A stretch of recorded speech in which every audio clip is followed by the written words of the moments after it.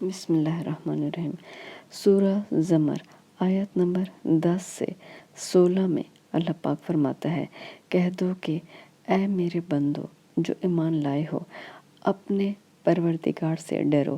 جنہوں نے اس دنیا میں نیکی کی ان کے لیے بھلائی ہے اور اللہ کی زمین کشادہ ہے۔ جو صبر کرنے والے ہیں ان کو بے شمار ثواب ملے گا۔ کہہ دو کہ مجھ سے ارشاد ہوا ہے کہ اللہ کی عبادت کو خالص کر کے اس کی بندگی کروں، اور یہ بھی ارشاد ہوا ہے کہ میں سب سے اول مسلمان بنوں۔ کہہ دو کہ اگر میں اپنے پروردگار کا حکم نہ مانوں تو مجھے بڑے دن کے عذاب سے ڈر لگتا ہے۔ کہہ دو کہ میں محمد صلی اللہ علیہ وآلہ وسلم اپنے دین یعنی اسلام کو شرک سے خالص کر کے صرف اللہ کی عبادت کرتا ہوں، تو تم اس کے سوا جس کی چاہو پرستش کرو یعنی عبادت کرو۔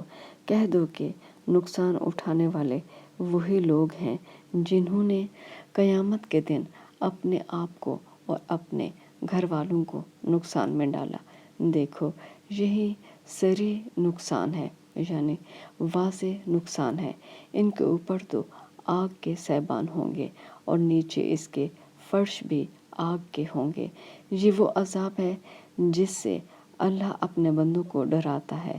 تو اے میرے بندو، مجھ سے ڈرتے رہو۔